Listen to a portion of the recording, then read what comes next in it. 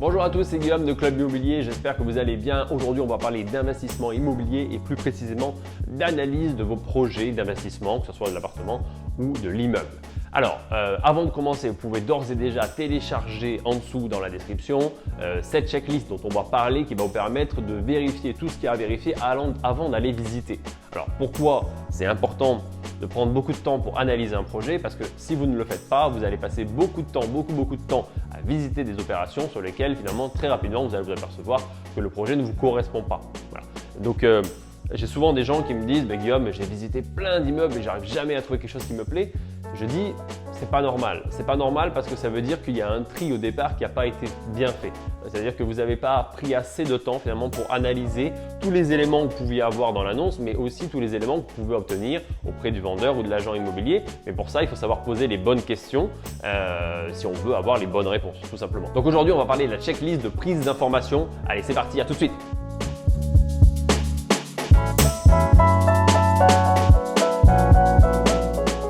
Bon, si vous le souhaitez et si vous le pouvez surtout, n'hésitez pas à télécharger directement cette checklist dans la descriptive. Vous pourrez suivre en même temps que cette vidéo. D'accord, c'est un fichier PDF tout simplement qui est gratuit. Donc, vous pourrez suivre en même temps que cette vidéo. Ça sera plus simple si vous le souhaitez. Alors, on va commencer tout de suite. Je vous montre rapidement à quoi ça ressemble. D'accord, c'est des tableaux tout simplement. Voilà, vous avez des tableaux avec des écritures. Alors, on voit sûrement pas grand-chose là-dessus, surtout que j'ai tenu la feuille à l'envers. Donc voilà, c'est des fichiers comme ça. Vous avez en gros 3 colonnes. Une colonne qui est par exemple taxe foncière, surface du terrain, nombre de caves, ce genre de choses. Et à côté, vous avez une colonne vide sur laquelle vous allez évidemment remplir les informations. Et une troisième colonne qui est remarques. C'est les remarques que nous, on vous a données pour vous aider à remplir ce document-là et vous compreniez pourquoi vous avez besoin de ces informations-là. Alors par exemple, ce qu'on va avoir, c'est que j'ai essayé de répartir avec des pôles qui me semblent les plus importants et ceux qui représentent parfois le plus de coûts en termes de travaux ou en termes de démarches administratives, ce genre de choses. Donc, on va avoir plusieurs parties. On va avoir une partie qui s'appelle immeuble, d'accord? Donc, c'est l'immeuble en général. Vous allez avoir une partie sur la toiture. Vous allez avoir une partie sur les appartements, sur les locataires et sur les commerces. Parce qu'il ne faut pas négliger non plus les commerces. On peut avoir des commerces, souvent des commerces d'ailleurs en rez-de-chaussée sur des immeubles. Et il faut savoir prendre les informations nécessaires pour savoir si le commerce est en bonne santé ou si on va avoir des difficultés pour le relouer. Alors, c'est parti, on commence tout de suite avec l'immeuble et les questions qu'il faut se poser ou qu'il faut poser, d'accord, tout simplement au vendeur ou à l'agent immo concernant l'immeuble. Ce qu'il faut savoir, c'est qu'il n'y a pas forcément de règles. Dans ce que j'ai mis, il n'y a pas de règle d'importance, c'est-à-dire que ce n'est pas ce que j'ai mis en premier qui est forcément le plus important. Tous les éléments sont importants, mais ce qu'il faut avoir en tête malgré tout, c'est qu'avant de remplir ce document-là et avant de se dire bon, je peux commencer à prendre du temps, parce que ça prend du temps malgré tout de remplir ce document-là, il faut se poser quelques petites questions de base. Souvent, je sais que j'ai deux extrêmes. J'ai des clients qui vont aller visiter sans information et j'ai des clients qui ne vont jamais aller visiter parce que finalement, ils ont besoin de trop d'informations. Et il faut aussi savoir se dire bon, ok, il faut essayer d'avoir tout ça pour essayer de limiter la casse et pas visiter pour rien et pas se déplacer partout en France pour rien. Mais ça ne veut pas dire que vous aurez toutes ces informations à chaque fois. Et forcément, il y aura des choses qui vont manquer. Il y a 3 éléments hyper importants qu'il faut avoir, évidemment, c'est le prix, le potentiel locatif et une estimation approximative des travaux. Avec déjà ces 3 éléments, vous allez pouvoir calculer une rentabilité brute qui va vous donner une idée pour savoir si le projet semble intéressant. En gros, si la rentabilité brute avec ces éléments-là, elle n'est pas bonne, ça ne sert à rien de remplir ce document-là. D'accord ? Ça ne sert à rien de s'embêter à savoir quel est le montant de la taxe foncière. Si le projet il est à 5% brut, la taxe foncière, même si elle est à 0, le projet il est mauvais. Donc, il ne faut pas chercher à aller plus loin que ça. Donc, ce document-là, on le remplit seulement si on estime en fait que la rentabilité potentielle du projet est suffisante pour s'embêter, on va dire, à aller prendre des informations, parce que les informations, c'est long à remplir, mais c'est long à obtenir aussi, surtout. Voilà. Donc, on commence tout de suite avec les immeubles. Alors, une des questions importantes qu'on va poser concernant l'immeuble, c'est la taxe foncière. Alors, la taxe foncière, il faut savoir qu'en fonction des projets, quand je vous ai parlé tout à l'heure de rentabilité brute, on peut avoir une rentabilité brute par exemple à 12 qui serait une bonne rentabilité brute, même une très bonne rentabilité brute, mais on peut avoir des fois des taxes foncières qui sont tellement importantes, qui vont tellement impacter votre projet que la rentabilité nette va chuter à cause de ça. Par exemple, vous avez des projets sur lesquels, sur 1 500 € de loyer mensuel, vous aurez à l'année une taxe foncière aux alentours de 1 200, 1 200 €. Mais au contraire, sur certaines villes, qui sont des villes généralement très endettées, vous aurez des taxes foncières qui seront de 2 fois, voire 2 fois et demi le montant d'un mois de loyer. C'est-à-dire que pour 1 500 € de revenus locatifs, vous aurez 3 500 € de taxes foncières. Donc vous imaginez, entre 1 200 et 3 000, il y a quasiment en fait 3 fois plus. Donc forcément, l'impact sur l'opération, il est énorme. Donc il faut avoir ça en tête. Et donc la taxe foncière a vraiment une très grande importance et on ne peut pas considérer toujours que c'est un mois de loyer. Moi, ce que je vous conseille de faire, par contre, c'est de dire que si vous n'avez pas d'informations, vous partez sur un mois de loyer. Il faut bien mettre quelque chose, mettez pas 0 si vous ne savez pas. Voilà. Donc ça, c'est le premier point. Le deuxième point, ça vous paraît être étrange que je mette ça directement dès le départ, c'est ce que j'appelle la division officielle. On a fait une vidéo là-dessus, sur les problématiques de division, comment on faisait pour diviser un appartement ou un immeuble, etc. C'est bien plus important que ce que vous pouvez penser. On voit beaucoup d'immeubles aujourd'hui sur lesquels vous avez des appartements qui sont généralement des studios loués en meublé et sur lesquels vous avez parfois c'est des anciennes maisons qui ont été retransformées, sur lesquelles parfois l'ancien propriétaire n'a pas fait les démarches nécessaires auprès de la mairie, de l'urbanisme, d'accord, pour découper officiellement ces logements. Ce qui fait qu'aujourd'hui, vous avez par exemple pas une taxe d'habitation par locataire, vous avez une taxe foncière qui n'est pas forcément adaptée au projet parce qu'il n'y a pas eu de déclaration. Et ce qu'il faut avoir en tête aussi, c'est que si vous venez à vouloir régulariser après, c'est pas que ça coûte de l'argent. Sur le principe, ça ne va pas forcément vous coûter de l'argent de le redécouper. Par contre, ça va vous coûter de l'argent si vous ne pouvez pas le faire. C'est-à-dire que, alors je ne vais pas faire toute une vidéo là-dessus sur la division officielle, mais Émilie aussi a fait une vidéo sur les problématiques de taxe parking. Je vous le mettrai en lien. Si vous n'arrivez pas, en fait, en gros, quand vous faites de la découpe, d'accord, vous avez des obligations de création de places de parking suivant les mairies. D'accord. Les mairies parfois l'obligent, certaines mairies ne l'obligent pas. Et si vous avez une obligation et que vous ne pouvez pas la satisfaire, à ce moment-là, votre projet, vous ne pouvez pas le faire. Donc, c'est-à-dire que vous vous retrouvez avec des logements qui sont entre guillemets clandestins parce que vous avez découpé de manière non officielle. Voilà. Il faut simplement avoir ça en tête. Donc, ça peut avoir un énorme impact sur l'opération. Donc, je vous conseille vraiment de faire très attention à ça. Donc, attention et pensez bien à demander s'il y a bien eu une découpe officielle avec une déclaration de travaux ou un permis de construire qui a été déposé en mairie et qui a été validé. Donc ça, pensez bien à insister là-dessus, surtout si c'est des studios ou des petits T2. C'est généralement sur ce type de projet qu'on a le plus de surprises. Okay. Alors, le troisième point qui peut paraître un peu banal, c'est la surface du terrain. La surface du terrain, pourquoi? Alors, 2 points. Premièrement, ça peut être un avantage parce que vous pouvez vous dire peut-être qu'on peut le découper et revendre une partie du terrain. Et deuxième point, ça peut être aussi un désavantage parce que vous pouvez vous dire que ça veut dire qu'il y a un entretien du jardin à faire et c'est à vous de le faire si vous ne l'avez pas donné à un des locataires, si vous ne l'avez pas attribué à un des logements pour que lui s'occupe de l'entretien tout simplement de ce jardin. Ensuite, je vous ai mis le nombre de caves, enfin le nombre et la présence de caves, d'accord? Vérifiez qu'il y a bien une présence de caves. Alors le nombre, ça vous permet éventuellement soit de l'attribuer à des locataires et augmenter un petit peu le loyer, soit le louer de manière indépendante, ce qui est possible aussi dans des villes un peu plus grandes, d'accord, dans des villes assez grandes ou moyennes, vous avez la possibilité de louer des caves séparément de votre logement. Ça peut être une manière d'augmenter votre rentabilité, mais aussi, surtout, je pense à la présence de caves pour des histoires d'entretien, des histoires d'évacuation, des histoires de modification d'évacuation ou d'alimentation en eau. Au niveau du logement juste au-dessus. C'est-à-dire que le logement au rez-de-chaussée, si vous avez une cave, vous pourrez plus facilement faire de l'entretien sur tout le réseau d'eau de tous les appartements au-dessus si ça passe bien par la cave. Ensuite, vous aurez un point par rapport aux places de parking. Ça revient un petit peu à l'idée de la division officielle. Vous savez, l'histoire des places de parking obligatoires lorsque vous découpez. Donc, ça peut être intéressant de savoir s'il y a des places de parking déjà attribuées au logement. Mais évidemment, c'est une plus-value pour vos locataires de pouvoir avoir des places de parking. N'oubliez pas non plus que dans des petites villes, les places de parking et les garages sont très prisés. D'accord, c'est pas que à Paris que les places de parking ou les garages sont très prisés. Dans une petite ville comme ici, 5000 habitants, un garage, ça peut se louer dans les 50-60 € par mois. Nous, on a un garage, par exemple, un grand garage qui fait une centaine de mètres carrés, qui est loué plus de 200 € par mois. faut simplement avoir ça en tête, de se dire que ce n'est pas parce qu'on est dans une petite ville qu'il n'y a pas de besoin pour garer sa voiture. Je dirais même presque au contraire, parce que tout le monde a une voiture ici. Vous allez essayer d'obtenir des informations sur la date de mise en vente et la raison de la vente. La date de la mise en vente, ça va vous permettre de savoir si vous allez pouvoir jouer sur le temps. C'est-à-dire que si l'appartement ou l'immeuble est en vente depuis 2 ans, vous imaginez bien qu'une négociation semble possible, que le vendeur doit commencer un petit peu à en avoir marre et peut-être être un peu désespéré. Au contraire, s'il est en vente depuis 1 semaine, ça va être compliqué de faire des offres un peu violentes parce que la personne va vouloir attendre et se dire « bon attends, on va voir s'il y a d'autres propositions qui arrivent ». Sur la raison de la vente, c'est un peu la même idée, c'est-à-dire qu'en fonction de la raison de la vente, vous allez pouvoir comprendre l'urgence de la situation et d'une certaine manière profiter un petit peu de la raison de la mise en vente.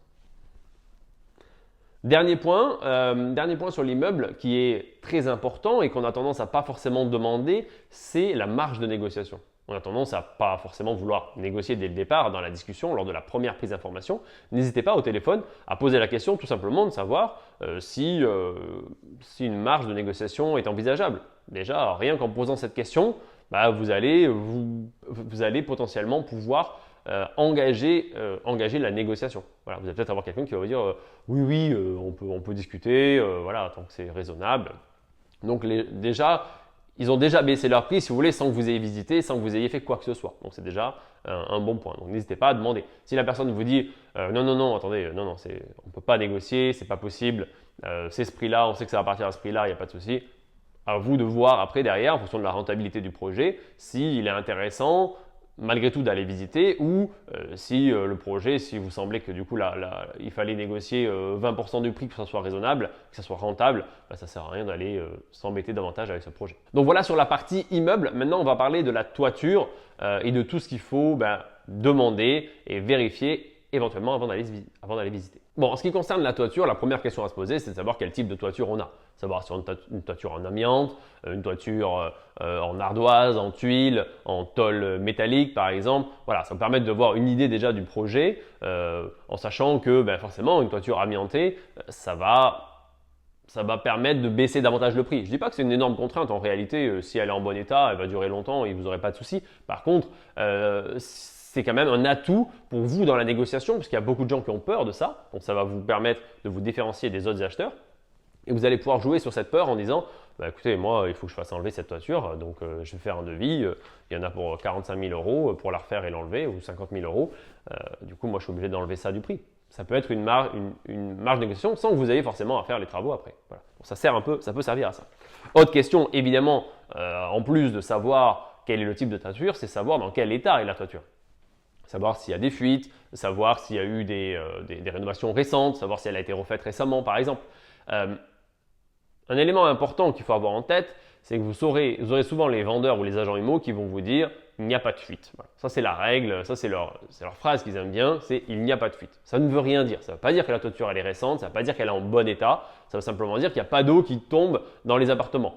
Mais ça ne veut pas forcément dire grand-chose. Par contre, si vous dites qu'elle est à refaire, généralement, c'est qu'elle est bien à refaire. Voilà, simplement. Il faut avoir ça en tête. Mais il faut poser la question pour savoir parce que des fois, on vous dira que tout est loué, qu'il n'y a pas de souci, il n'y a pas de travaux à prévoir et vous demandez et la toiture? Ah oui, c'est vrai, la toiture, par contre, il faudra la refaire dans 2 ans. Voilà. Donc là, hop, calcul de renta, vous aviez 0 travaux, vous passez de 0 à 20 000 de suite pour vous dire bon, voilà, il faut que je prévoie un petit budget, on va voir ce que ça donne en termes de renta, comment ça évolue. Alors, une autre question importante, vous avez posé la question sur la couverture. Donc, couverture, c'est le dessus, si vous voulez, de la toiture. Et vous allez aussi poser la question sur la charpente, c'est-à-dire la structure elle-même, celle qui permet de tenir la couverture. Cette charpente, savoir aussi si elle est en bon état, si elle est trop ancienne, s'il y a eu des faiblesses, si elle est abîmée. Voilà, posez la question encore une fois. Si vous ne posez pas la question, on ne vous le dira pas. Donc voilà pour ce qui est de la toiture.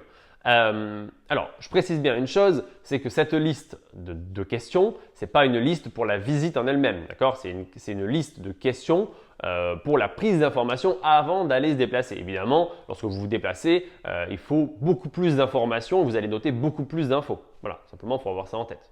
Bon. Ensuite, concernant les appartements. Alors, en ce qui concerne les appartements, le premier élément que vous allez pouvoir noter, finalement, c'est la surface des appartements. Parce que en fonction de la surface de l'appartement, vous allez peut-être modifier l'utilisation ou en tout cas le type d'appartement. C'est-à-dire que si vous avez un T2 qui fait 70 mètres carrés, vous pouvez peut-être poser la question de savoir si on peut l'aménager en T3. Et un T2 70 mètres carrés que vous aménagez en T3, vous augmentez facilement de 50 € juste en créant une cloison supplémentaire. Parce que c'est un type 3, voilà, simplement. Donc vous allez viser une autre population, vous allez viser des gens avec des enfants et pas des personnes seules. Simplement avoir ça en tête, ça vous permet de voir si les appartements non plus ne sont pas loués, ça vous permet de savoir à peu près, calculer peut-être le potentiel locatif de l'opération. Ensuite, la deuxième question qui est pour moi une question essentielle et que je demande à chaque fois, c'est combien y a-t-il de compteurs électriques sur l'immeuble? Et attention, je parle bien de compteurs électriques et pas de tableaux électriques. Je sais que ça peut paraître un peu bête pour certains, mais pour beaucoup, il y a une confusion entre ces deux termes, en termes de compteur et de tableau. Donc n'hésitez pas à bien répéter votre question en demandant bien s'il s'agit bien d'un compteur et pas d'un tableau. D'accord? C'est ça qui est important de vérifier, de demander, que ce soit au vendeur ou à l'agent immobilier même. Parfois, certains se trompent et confondent les deux. Donc c'est vraiment très important. Si vous devez faire modifier votre installation pour installer des compteurs supplémentaires, sachez qu'il y a un coût très important. C'est-à-dire qu'il faut déjà refaire l'installation électrique généralement de l'appartement, refaire une colonne montante de distribution dans les parties communes et installer un nouveau compteur. Par exemple, on va dire que pour vous donner des ordres de grandeur, pour un immeuble avec 5 apparts qui n'aurait qu'un seul logement, qui aurait qu'un seul compteur, si vous devez au lieu de 1 en installer 5 plus 1 pour les parties communes, d'accord, donc 5 de plus, vous allez avoir 5 installations électriques à refaire dans les appartements. Donc, c'est une opération qui va vous coûter dans les 5 x 25, 25, 35, allez, entre 35 et 40 000 € si vous voulez refaire pour des T2, on va dire, voilà, pour 5 T2. Donc, c'est énorme. Je veux dire, le budget est absolument énorme. Donc, il faut avoir ça en tête, de se dire, ça change tout si on passe finalement, si on passe d'un compteur unique ou si on a bien un compteur par appartement. Bon, tant que vous êtes en train de poser la question sur les compteurs, posez la question aussi sur les compteurs d'eau, le compteur de gaz. Voilà, toutes ces questions-là, n'hésitez pas à les poser. C'est toujours intéressant d'avoir ces informations-là. Ça vous permet de savoir ce qu'il y aura dans les charges. Et ça aussi, ça fait partie des questions. C'est de savoir qu'est-ce qu'il y a dans les charges, quel est le montant de loyer hors charge et charges comprises et que comprennent les charges. Est-ce que dans les charges, il y a l'eau froide? Est-ce qu'il y a l'électricité des parties communes? Est-ce qu'il y a les femmes de ménage, entre guillemets? Est-ce que, voilà, toutes ces questions-là, c'est hyper important. Donc, pensez bien à demander le montant hors charge. C'est celui-là qui vous intéresse, d'accord? C'est le loyer hors charge. Ce n'est pas le loyer charge comprise. Pour vous donner une idée, hier j'ai eu quelqu'un qui m'a appelé pour du coaching et qui voulait que j'analyse un projet qu'elle avait repéré. Donc elle avait fait ses calculs et on se retrouvait avec une opération qui était sur l'île et on était à 9% net. J'ai dit putain, 9% net, c'est top. Je regarde son calcul et en fait ce qui s'était passé c'est que dans les éléments, elle avait rempli dans le montant des charges locataire, elle avait rempli 500 et quelques euros par mois, ce qui correspondait en fait à l'ensemble des charges de tous les appartements. Et dans les charges propriétaires, en face, elle n'avait rien mis. C'est-à-dire qu'elle n'avait pas pris en compte. Donc c'était un immeuble où il y avait un seul compteur électrique. Donc dans les 500 euros, il y avait l'eau chaude, il y avait le chauffage. Donc c'est très important, d'accord? Forcément, ça représente des sommes importantes par mois. Mais le problème, c'est qu'en face, en fait, elle n'avait pas mis de charge pour le propriétaire. Donc, en fait, elle ne payait pas l'électricité des locataires, elle ne payait pas non plus l'eau des locataires. Donc, forcément, l'impact, il est absolument énorme. Ce qui fait qu'elle avait augmenté virtuellement ses loyers de 500 euros par mois. Et lorsque j'ai mis les charges propriétaires en face, on est passé de 9% à 7,5%. Donc forcément, la rentabilité, c'est plus du tout la même. Donc voilà, simplement pour vous donner une idée, partez bien des loyers hors charge dans vos calculs ou si vous voulez partir charge comprise, n'oubliez pas de prendre en compte aussi les charges des propriétaires qui ne pourra pas être plus faible que la charge des locataires. Bon, dans la même idée, quand on parlait des charges, c'est de vérifier si vous avez un chauffage collectif ou un chauffage individuel. Chauffage collectif, c'est quoi? C'est une chaudière au gaz ou une chaudière au fioul, d'accord? Ça existe encore, avec des grandes cuves. Qui vont être généralement dans la cave ou dans une dépendance et qui va alimenter l'ensemble des appartements. C'est vous qui payez le gaz, c'est vous qui payez le fuel et le locataire vous paye des charges tous les mois pour compenser ces éléments-là. Donc, il faut savoir simplement ça en tête. Qu'est-ce que ça implique? Ça implique que si un locataire ne paye pas, vous devez continuer à payer puisque tout le monde a le même réseau de distribution. Donc vous ne pouvez pas couper le gaz, évidemment, si un locataire ne paye pas, parce que plus personne n'aura de gaz dans l'immeuble. Donc voilà, simplement, il faut penser à cette problématique-là. L'avantage néanmoins, c'est que vous avez un immeuble qui est chauffé en permanence généralement, et donc ça permet d'avoir aussi peut-être un meilleur entretien de l'immeuble. Vous n'aurez pas un locataire qui va couper le chauffage en se disant ouais non, je consomme trop en ce moment, donc je paye trop. Voilà. C'est simplement ça. Par contre, le désavantage, c'est qu'il peut chauffer et laisser les fenêtres ouvertes. Et forcément, les charges vont augmenter. Voilà. Mais bon, vous avez une régule de charge, donc vous allez redistribuer après ces charges sur les différents appartements. Alors, comment savoir si vous posez la question de savoir si c'est un chauffage collectif? Chauffage collectif, ce sera uniquement avec des radiateurs, d'accord, des radiateurs à eau, ou alors s'il y a un seul compteur électrique. Mais si c'est des radiateurs à eau, vous pouvez vous poser la question s'il y a une chaudière individuelle ou s'il y a une chaudière unique pour l'ensemble de l'immeuble. Voilà. Si vous avez des radiateurs électriques, généralement, vous n'avez pas de chauffage collectif, je dis, à part s'il y a un seul compteur pour l'ensemble de l'immeuble. Alors, en ce qui concerne les appartements, n'hésitez pas à poser des questions aussi précises. C'est-à-dire que ne demandez pas s'il y a des travaux à prévoir. Travaux à prévoir, non. Mais vous allez poser les questions de savoir est-ce que les murs sont isolés, est-ce que les plafonds sont isolés, est-ce que l'électricité est aux normes, est-ce qu'il y a la terre, est-ce qu'il y a des disjoncteurs et pas des fusibles au niveau du tableau électrique. Dans quel état sont les murs, dans quel état sont les sols, quel type de plancher on a, est-ce que c'est du bois, est-ce que c'est du béton. Posez des questions parce que les gens n'auront pas forcément idée de vous dire « Ah oui, c'est vrai, j'ai oublié de vous dire » ou « Ah, j'ai oublié de vous dire que c'était un simple vitrage et pas un double vitrage ». Si vous ne posez pas la question, la personne ne vous le dira pas. Voilà. Vous aurez des fois des infos par rapport aux photos, vous pourrez vous apercevoir que c'est du simple vitrage, des fois vous ne le verrez pas parce que vous n'aurez pas de fenêtre sur les photos. Donc pensez à poser la question à chaque fois. Voilà, sur l'état de l'appartement, je vous ai mis dans la checklist par rapport à l'électricité, savoir si elle est aux normes, si elle est reliée à la terre, le type de sol, l'isolation des murs et le double vitrage. Voilà, c'est tous les points qui sont très importants à demander pour vous faire une idée finalement de l'état général du projet. Vous savez très bien, autant que moi, que les vendeurs ou les agents IMO, des fois, ont tendance à dire que c'est louable pour un produit qui est dans un vraiment sale état. Tout simplement parce que c'est loué, ils considèrent que c'est louable. Mais ça ne veut pas dire que c'est louable dans l'état. Voilà, il faut simplement avoir ça en tête. Maintenant, les questions par rapport aux locataires. Alors, par rapport aux locataires, vous allez évidemment vous poser la question du potentiel locatif du logement. Bon, vous allez avoir soit le logement est déjà loué, et à ce moment-là, vous avez un potentiel locatif qui correspond éventuellement au montant de location. Encore une fois, c'est à vérifier, parce que si le logement est en vente et est loué depuis 20 ans, c'est possible que les montants de l'immobilier aient évolué vers le haut ou vers le bas. Attention, ce n'est pas forcément que vers le haut. Donc ça, vous allez sur le bon coin, vous allez regarder les annonces similaires et vous allez vérifier le potentiel locatif de l'immeuble. Parfois, vous allez être étonné, mais vous aurez les agents IMO ou les vendeurs qui vont sous-évaluer le bien. Pourquoi? Parce qu'ils n'auront pas forcément en tête, sous-évaluer le potentiel locatif. Pourquoi? Parce qu'ils n'auront pas forcément en tête ce que vous allez faire comme prestation à l'intérieur et du coup, ils ne connaîtront pas forcément le prix du marché par rapport à des produits qualitatifs ou des produits premium. Okay, c'est-à-dire que si vous voulez louer un appartement qui est aujourd'hui en très mauvais état, mais que vous allez rénover entièrement avec une cuisine équipée, avec une belle douche à l'italienne, etc., vous allez pouvoir le louer évidemment plus cher. Mais si l'investisseur, le vendeur, n'a pas conscience de ce que vous voulez faire, il n'aura pas conscience quand il va vous parler du potentiel locatif de vous dire que vous pouvez augmenter de 50 € si vous faites des belles prestations.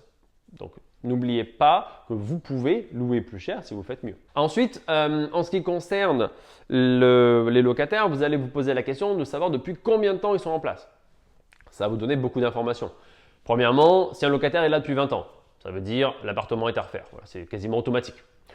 Si le locataire est là depuis 2 mois et qu'ils sont tous là depuis 2 mois dans l'immeuble, vous pouvez vous poser la question sur des problématiques de voisinage, de chauffage, de charge, de toutes ces problématiques-là d'environnement que vous avez autour de l'appartement qui peuvent faire qu'il y a un turnover important. Normalement, sur un immeuble, ce n'est pas normal si vous avez tous les locataires qui sont là depuis 2 mois, à part s'ils ont tout rénové et qu'il a été mis en location qu'il n'y a que 2 mois. Mais posez-vous la question vraiment de savoir pourquoi les gens sont là depuis tant de temps. Voilà. C'est simplement ça qu'il faut se poser la question.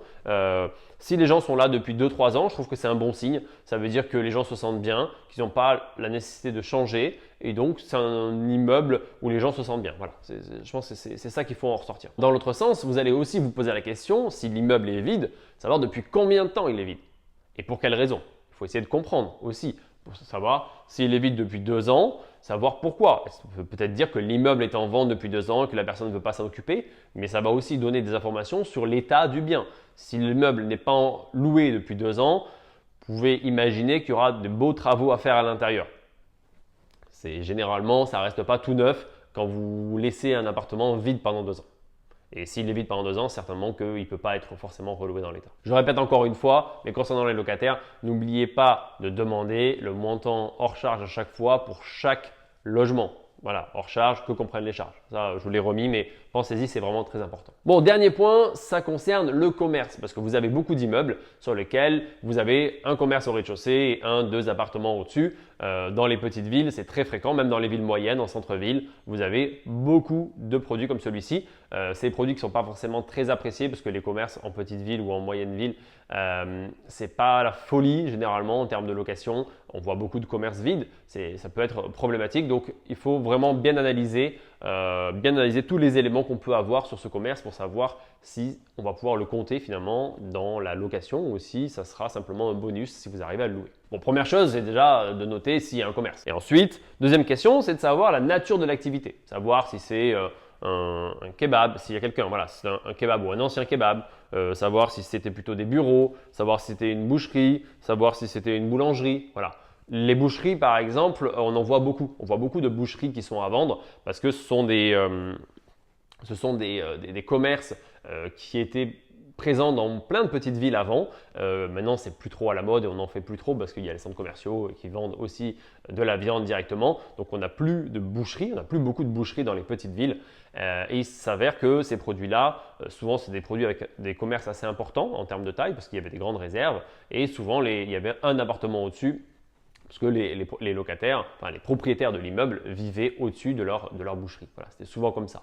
Donc, il faut simplement avoir ça en tête et se poser aussi la question de la réutilisation du local. Moi, ce que je préfère, c'est des bureaux. Pourquoi? Les bureaux, c'est facile. Vous pouvez le transformer en commerce, en quasiment tout type de commerce. C'est-à-dire et des commerces qui ne sont pas nuisibles. Par exemple, vous pouvez transformer un local commercial qui serait un bureau, vous pouvez le transformer en espace de vente, par exemple, un magasin, ce genre de choses. Moi, par exemple, un des commerces que j'ai, c'était un bureau qu'on a retransformé et aujourd'hui, ils vendent de la téléphonie. Voilà, c'est tout simple, mais je n'ai pas besoin de transformer grand-chose finalement pour le réadapter. La boucherie, c'est quand même très spécifique. Voilà, si vous avez une boucherie, vous avez des chambres froides, vous avez tout ça. Quelqu'un qui veut installer une vente de vêtements, il ne va pas prendre une boucherie. Il y a énormément de travaux pour le retransformer. C'est pareil pour les bars. Si vous prenez un bar, il y a quand même des travaux potentiellement importants pour le retransformer en autre chose. Les gens auront plus de mal à se projeter, les potentiels locataires auront du mal à se projeter s'ils veulent installer autre chose que l'activité qui est en cours. Voilà. Simplement qu'il faut avoir ça en tête. Et autre chose, je vais parler d'activités nuisibles. Si vous avez un commerce de bouffe ou un bar par exemple, imaginez que ça peut vous causer des nuisances sonores, des nuisances aussi en termes d'odeur par rapport aux locataires, par rapport au rejet de bouffe, etc. Donc voilà, il faut simplement avoir ça en tête. Donc potentiellement, la valeur locative du bien par rapport à ce que vous pouvez comparer dans les autres endroits de la ville, elle va peut-être être un peu inférieure parce qu'il y aura une contrainte pour les locataires au-dessus. Je vous ai parlé tout à l'heure de commerce avec une boucherie et un appartement au-dessus qui était habité par le propriétaire de l'immeuble et de la boucherie. Bon. Souvent, dans ces cas-là, vous n'aviez qu'une seule entrée de l'immeuble. Vous n'aviez pas d'entrée indépendante, d'accord, pour l'habitation. Ce qui veut dire que si vous voulez louer indépendamment finalement le commerce de l'appartement au-dessus, vous devez recréer une nouvelle entrée indépendante, ce qui a un coût forcément important, qui va peut-être engendrer une modification de façade, une diminution de la surface du local commercial en bas. Donc, ça a un coût important et ça a beaucoup de contraintes derrière administratives. Donc, pensez à poser cette question de savoir s'il y a bien une entrée indépendante pour l'accès au logement au-dessus. Posez la question de savoir depuis quand il n'y a plus de locataires, d'accord, et s'il y a des locataires, depuis quand ils sont là. Ça vous donnera les mêmes informations que pour les logements, savoir si vous pouvez imaginer que les gens seront là pendant un moment, etc. C'est simplement ça qu'il faut poser la question. Pareil, n'hésitez pas à demander comment fonctionne le commerce. Est-ce que ça a l'air en bonne santé? Des fois, rien que les photos vont pouvoir vous donner une idée de la santé de l'entreprise. Voilà, si c'est propre, c'est nickel, c'est rénové, ça veut potentiellement dire que la personne a investi dedans. C'est-à-dire que le locataire a investi pour rénover, pour repeindre, pour installer une belle déco, etc. Donc, il se sent investi dans le truc, donc il a envie que ça continue. Si vous rentrez, que vous voyez que c'est crade, si vous voyez les photos et que vous voyez que c'est dégueulasse, qu'il y a de la moquette sur les murs, bon, ça donne vraiment pas envie et vous dites que les gens, ils n'ont pas envie de faire des efforts, donc ça veut dire potentiellement qu'ils ne vont soit pas rester longtemps, soit qu'ils ne font pas d'efforts pour rester et si la société est cool ou s'ils doivent aller ailleurs, ils iront ailleurs, tout simplement. Donc voilà, c'est simplement penser à poser cette question-là. De la même manière que pour le logement, les questions basiques sur les loyers hors charge, que comprennent les charges, et ça c'est hyper important. Les derniers points qui sont un peu spécifiques au commerce, c'est le type de contrat. Alors sur des logements, on peut avoir un contrat meublé ou non meublé. Sur les commerces, vous allez avoir soit des baux précaires de 1 an en gros, soit des baux 369 qu'on appelle 369, c'est-à-dire 3 ans, 6 ans, 9 ans. Et si par exemple vous signez un 369 et que la personne part au bout d'un mois, normalement elle a 3 ans à vous payer. Pendant 3 ans, elle doit vous payer même si elle n'habite plus à l'intérieur. Bon, ce qu'il faut avoir en tête malgré tout, c'est que si la société ferme réellement, qu'il y a une liquidation, vous touchez zéro. Et même si vous avez un 369, ça ne change rien. Donc, il faut quand même avoir ça en tête. Généralement, les loyers précaires seront plus chers que les loyers 369 parce que c'est moins engageant pour le locataire.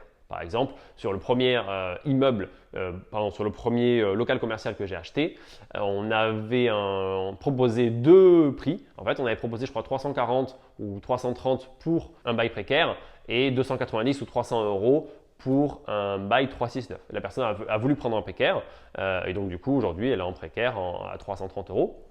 Mais sachez que vous ne pouvez pas rester précaire toute votre vie. À un moment donné, vous passez automatiquement en 369. Je crois que c'est au bout de la troisième renouvellement, vous passez automatiquement en fait en 369. Mais le loyer ne change pas, d'accord? Vous restez toujours au même prix, donc 330 euros au lieu de 290. Si vous posez la question de savoir du type de contrat et de savoir si vous avez un 369, ça peut être rassurant. Mais ça peut être rassurant, mais il faut connaître évidemment la date de signature du contrat, sinon ça n'a pas de sens. Si la personne a signé il y a 2 ans et demi et qu'elle a donné son préavis entre-temps, elle peut partir dans 6 mois. Donc c'est important d'avoir cette information-là. Si par contre ils ont signé un 369 il y a 2 semaines ou il y a 3 ans et 2 semaines, vous êtes tranquille pour 3 nouvelles années. Bon, j'espère que cette vidéo va vous aider dans vos analyses de projet, que vous prendrez le temps de poser toutes les questions nécessaires avant d'aller vous déplacer. Quand vous habitez à 100 mètres, ce n'est pas grave, okay? Mais quand vous avez 400 km à faire pour aller visiter un immeuble, il ne faut pas perdre du temps. Arrêtez de perdre du temps à visiter n'importe comment. Donc, prenez un maximum d'informations avant, posez-vous les bonnes questions et quand vous aurez rempli, je vous dis, toutes ces fiches-là et qu'à la fin, vous vous dites quand même, j'y vais, il y aura, allez, on va dire 70% de chances que le projet soit un bon projet. Donc voilà, prenez le temps de remplir ces documents-là, c'est vraiment très important. Pensez également, si ça vous a plu, à lâcher un petit pouce, à vous abonner à la chaîne et à cliquer également sur la petite cloche qui vous permettra de recevoir toutes les notifications dès qu'une nouvelle vidéo sortira, donc c'est-à-dire 2 par semaine en ce moment. Bon, écoutez, je vous souhaite une très bonne journée, de bons investissements et à très bientôt sur cette chaîne. Allez, salut, ciao!